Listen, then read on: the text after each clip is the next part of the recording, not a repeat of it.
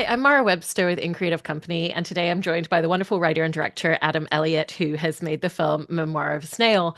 And I love the way that you kind of described that you always love to connect your characters in really real ways that feel very centered and real and complex, and often facing a lot of issues as they navigate through their world and through their life as well.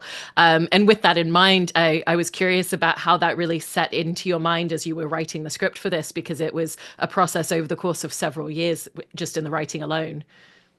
Yeah, well, look, the characters, even though they're blobs of clay, are very real people to me. And when I'm writing their lives and their storylines, I imagine them as real in my head. I don't actually imagine them as blobs of clay. And that's because I want my characters to be very believable and authentic. And my films are for adults. They're very challenging at times, hopefully very funny as well. So I want the characters to be very vivid and real and characters that you can relate to. And, sometimes they remind you of your family, your friends. So, and that's tricky because ultimately, yes, they are blobs of clay. I mean, I love what you brought up there as well about you like them to have challenges, but you also like them to be quite funny and entertaining. And I think this film really captures that balance of those two sides. And it sounds like writing comedy is something that you especially enjoy, and kind of just the wordplay of it. And so how did you make sure that you were constantly balancing it enough where the comedy could really release the tension from the darker themes and subjects? Oh, for sure. Look, it's a real balancing act. And I always worry that my films are getting too bleak or depressing. And so I do cram as many jokes in there as possible. I mean, I love that quote, without the dark, the light has no meaning. And I think you've got to have the darker moments. So when the lighter moments come along, there's more of a release of tension. And that's what laughter is. Laughter is the release of tension. And I want the audience to certainly feel like they're exhausted by the end of the film. And I always say, if you're not an emotional wreck by the end of one of my films, then I've failed as a writer. And but having said that, I do want them to leave the cinema feeling uplifted, having had a good laugh, but also having had a bit of a cry as well. You were mentioning before as well that you really imagine them as fully fleshed out characters in your mind throughout the writing process as well. Um, and not just kind of waiting until you're done to really conceptualize what they're going to look like. How in depth do you start getting with those details just in your imagination before you even start doing the initial sketches and drawings, before you even get to the clay period? Sure. Well, look, I'm really obsessed with human idiosyncrasies, everything from what color buttons are on their jacket to their hairstyles. So I really do a lot of research, and am thinking and being mindful of that while I'm writing. In a way, I sort of start with the detail and work backwards. I'm much more obsessed with the characters and than I am with the story and the plot. So when I start writing, I actually go through all my journals and notebooks and find all these ingredients that I like. So in this film, I knew I wanted there to be guinea pigs. I knew I wanted an elderly woman making love to John Denver in a helicopter, so I have all these moments and vignettes. And the trick then is to string them all together and find some sort of storyline and plot. And that's the biggest challenge. And obviously there's the visual image of all of these snails, but it's also there's metaphorical parallels as well with Grace as a character. When did you realize that you wanted to incorporate the usage of snails to such a heavy degree in this story? Well, originally the first draft of the screenplay was Memoir of a Ladybird, and then that film Ladybird came out. I thought, oh, there we can't do that now. But also, I felt that it was getting a bit saccharine and twee, and I thought there must be a better creature or animal or insect out there. So I went through the whole animal kingdom and settled on snails because they're a beautiful metaphor for Grace's life. You touch a snail's antennas and they retract into their shell, and that's what Grace is doing her whole life. She's retracting from the world. And also the swirl on a snail's shell is such a beautiful visual motif, and we sprinkled that throughout the film. And also snails apparently can't reverse. They can only go forwards. And that really tied in well with my favorite quote that life can only be understood backwards, but we have to live it forwards. So there's all these lovely little connections with snails. And also I think they're just such peculiar and fascinating creatures. They're very alien. And I mean, the amount of snail motifs is incredible. I feel like you could pause on any frame of this movie and just find dozens and dozens of them. And I've heard that there were approximately 5,000 to 7,000, somewhere in that realm. Was it kind of just the more we can put them in and the more little corners that we can find, the better? There's no limit to how many Oh snails we can yeah, have. we crammed every nook and cranny with something snail related, and that was a real challenge. There were certainly days I'd wished I'd written a film about a minimalist, and we actually were worried we were running out of time and money to make all these snail bits and pieces. We even had the camera department making them at one stage, and volunteers and people's relatives coming in and making stuff. So we got there in the end. We never counted them, but roughly, 5 to 7,000, we think. And once you'd gone through the stage of drawing all the sketches for these characters, and then you're there kind of playing with the clay, what does that part of the process look like? You know, when you're taking Grace, your central character, and you're really just molding her out from these ideas that you've had ruminating for so long. Well, it's always fun when all the components come together. We spent 16 weeks building all the prop sets and characters. There's not one single frame of computer generated imagery. Every single thing you see has been handcrafted. Even the fire is yellow cellophane. The cigarette smoke is cotton wool. And when it all comes together, it is quite magical. And unlike a live action film where they have their rushes or their dailies every day, our rushes were on a Friday afternoon and they only went for about a minute.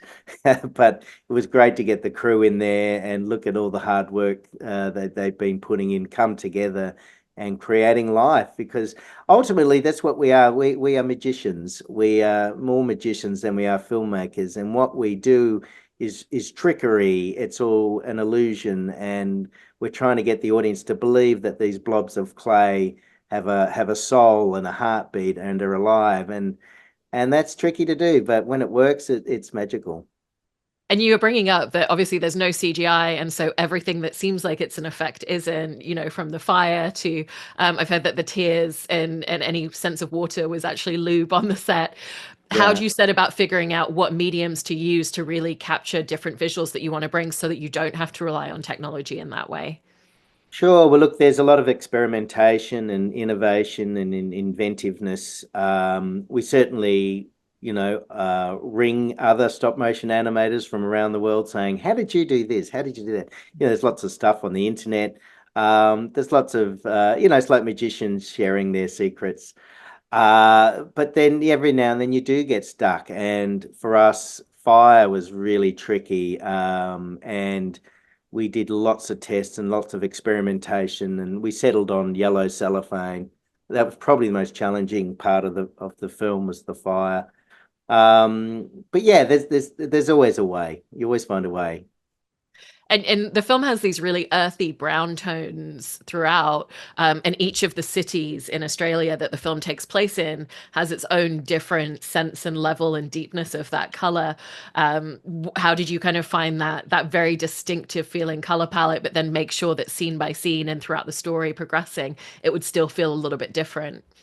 Yeah, I spend a lot of time thinking about the color palettes to each of my films, and I always believe that the color can be a filmic device. You can really emphasize a mood or the character's psychological state. And it just made sense that the film was brown, because growing up in the 70s, that's what color the world was to me. In Australia, we painted our houses brown in the 70s, we wore brown. I don't know why everyone was painting their houses brown, but it also matched, Grace, particularly in Canberra, where things were very beige and vanilla and cream. It was a very dull period for her. She was very bored. She was very isolated. But then we also love spot red, and that's been used in films like Schindler's List, and it's a great way of emphasizing certain objects, to highlight their importance and their symbolism. So yeah, we do spend a lot of time playing around with the color. But blue and green were banned, and that's because my mother used to dress me in blue as a child, and I'm psychologically damaged and can't wear blue. Hate blue. I mean, I feel like that brilliantly brings me on to my next question, which is in talking about developing the character of Grace, I think there's so many elements at play in who she becomes as she grows up that we really see the genesis from her childhood and even the hoarding aspect. It's something that she feels like she can control and that these items and objects won't leave me the same way that people have left me when they've died. And I know that for that side of the story that you did a lot of research and talking to psychologists and people who specialize in hoarding to really kind of understand it and map it out authentically, and was just curious about that research part of the process. Yeah, so after my father died, he left behind a huge pile of stuff, and then my mother was a collector as well. And when we moved her from the country to the city, we had to downsize, and I became fascinated with why, as human beings, do we fill our homes full of stuff? And of course, we live in a consumer society, a capitalist society, but also extreme hoarders. I discovered through research have usually had extreme trauma and loss, and more often than not, the loss of a child or a sibling or a twin. And I found that fascinating, and that the hoarding becomes a coping mechanism and protection from the outside world. So yeah, the more I researched I did, the more I discovered there was a lot of psychological reasons for why people collect things, and it's very diverse. And sadly, for a lot of people, it becomes very dysfunctional and very damaging, and they feel trapped. And shame is the other thing. A lot of extreme hoarders feel a lot of shame about their homes and their collections. So yeah, it was a real eye opener and really fascinating.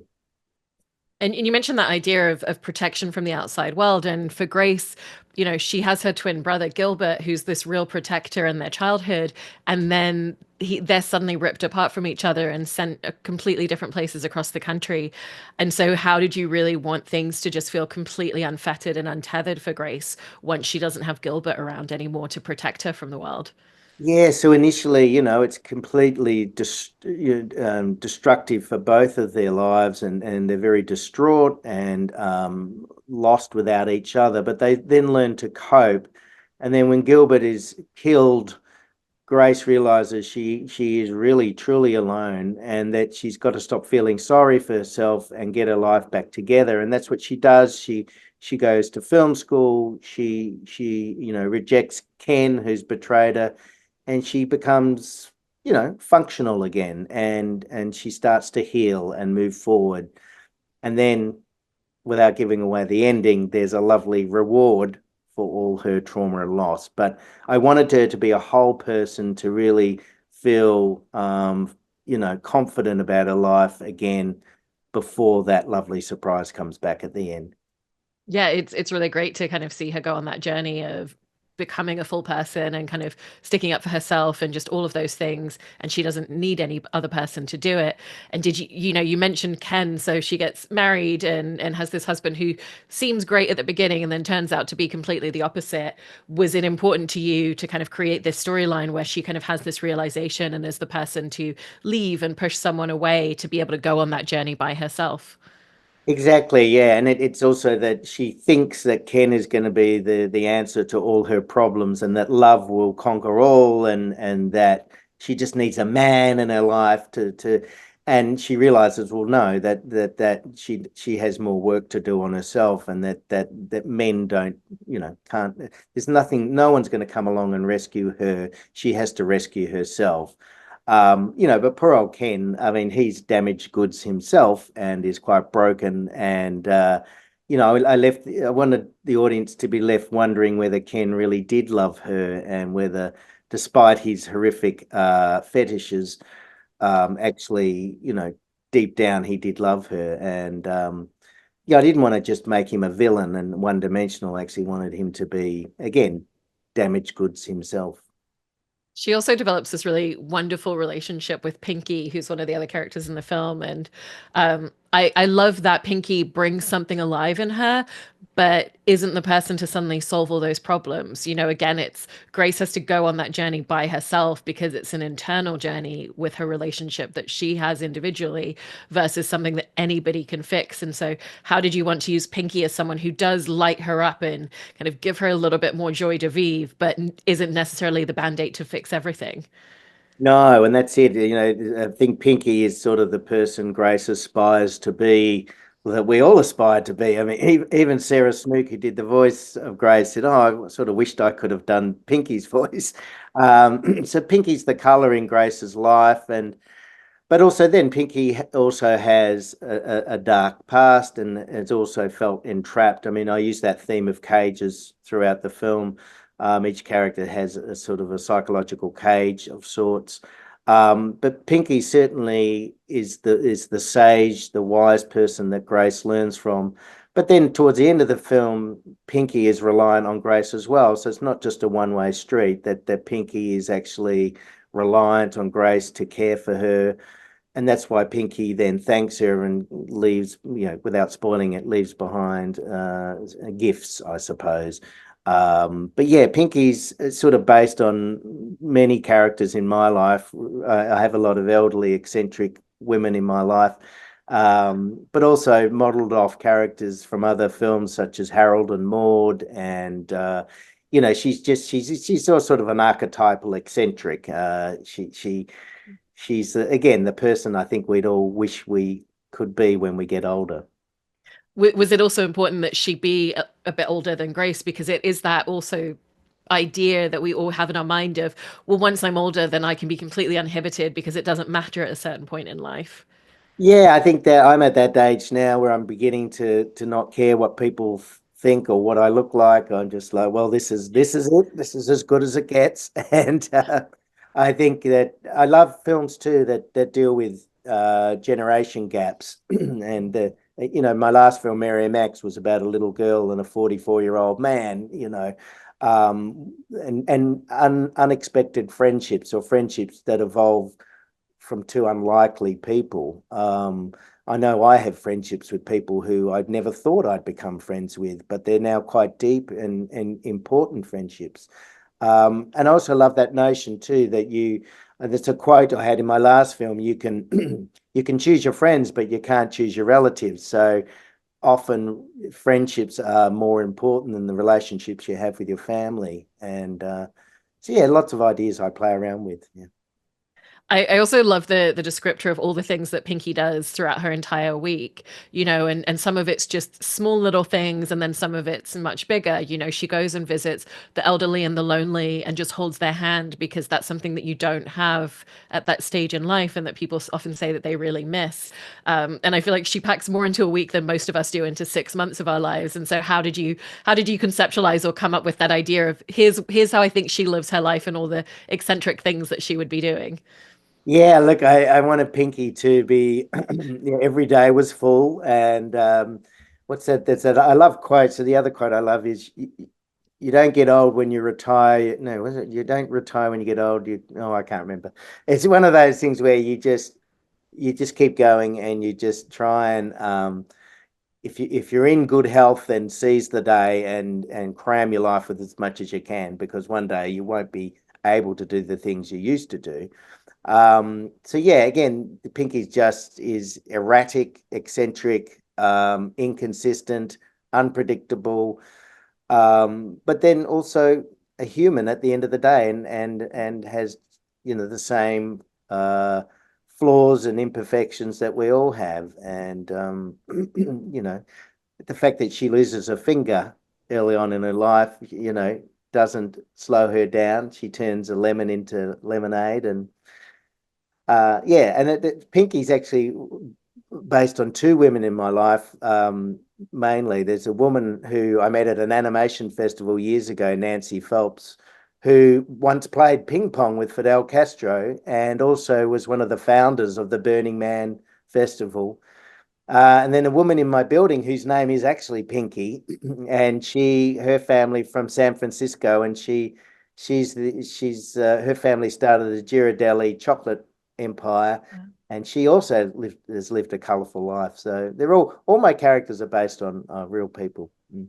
That's amazing. I think everybody should have some pinkies in their lives. Yeah, I'm very lucky.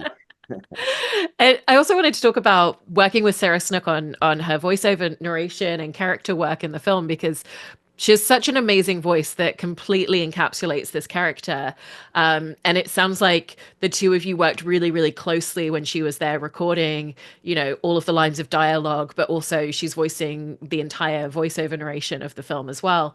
And that it was important to kind of capture the more dulcet, quiet tones of the voice because there's a real shyness to Grace, but also make sure that it wasn't just feeling very monotone in the delivery. And so how did you set about finding those more introverted qualities in the voice of this character together, but making sure that there was still, light and characteristic to it?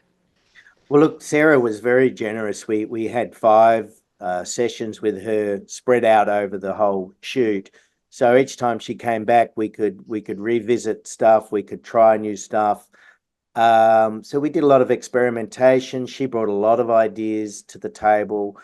We came up with one sort of technique, which is where we brought in Sylvia the snail and we put it down next to her on the table. And in the sound booth, she just talked to Sylvia, and we got this lovely intimacy and authenticity. We chose Sarah too because she's actually quite a shy person in life. She's incredibly skilled at just, she's like Meryl Streep. She can just become any character. She's incredibly smart, incredibly hardworking. Watching her, you can understand why she's so in demand, and it's why she's such a skilled artist. I've been very lucky over the years working with people like her and Philip Seymour Hoffman and Tony Collette and Jackie Weaver too. They're all just so good at what they do. It makes my life so much easier as a director. I almost feel like they direct themselves at times. But letting them bring as much as they want to the character. And the other thing too, with Sarah, I just wanted her natural speaking voice. I didn't want her to put on a voice. Similarly with Jackie Weaver, I just said, no, I just want your voice. Don't, and also Sarah and Jackie both have their Australian accents aren't too thick, so people can understand what they're saying. Sometimes in America, Australian films have subtitles because no one knows what we're saying. Yeah, and then Nick Cave, of course. How could I forget Nick? He was wonderful. Nick also thought he had to do a voice. I said, no, I just want you to be Nick Cave. And he said, how Nick Cave do you want me to be, Adam? And I said, well, 10% more Nick Cave than Nick Cave. I think that's the best question that he could have asked. I love what you were mentioning there as well, though, about with Sarah, kind of this space where you could be a little bit more experimental and improvisational because you're working in a medium that really requires a lot of meticulous planning. You had to make sure that your script was, fully locked off in terms of the dialogue before you go into filming because it's so meticulous to change anything once you're in that process. And so, what was that like in having that one little space where you could kind of be a little bit more intuitive as you were going through the process and reactionary against the entire rest of the process that had to be so specifically structured for you? Yeah, that's the big problem with animation. It is so prescribed and planned and regimented, and there's so much planning goes into it. So that when you do get those moments where you can be spontaneous and there can be some improvisation, that's wonderful. Also in the animation, when the animators are animating, sometimes things go wrong. The arms freeze up and the joint doesn't work, so the animator has to move the arm in a different direction. They have to pivot, and it forces them to think laterally and also improvise. And we get lots of serendipitous moments and happy accidents where things go right. Like sometimes an ear will drop off and the character has to quickly the animator has to turn the character's head and get them to walk in a different direction. So sometimes they have to abandon the shot altogether and start again. But more often than not, the shot becomes better because the animator has been forced to pivot, and you don't get that in computer animation. That's what's unique to stop motion. There's a little bit more wiggle room for spontaneity.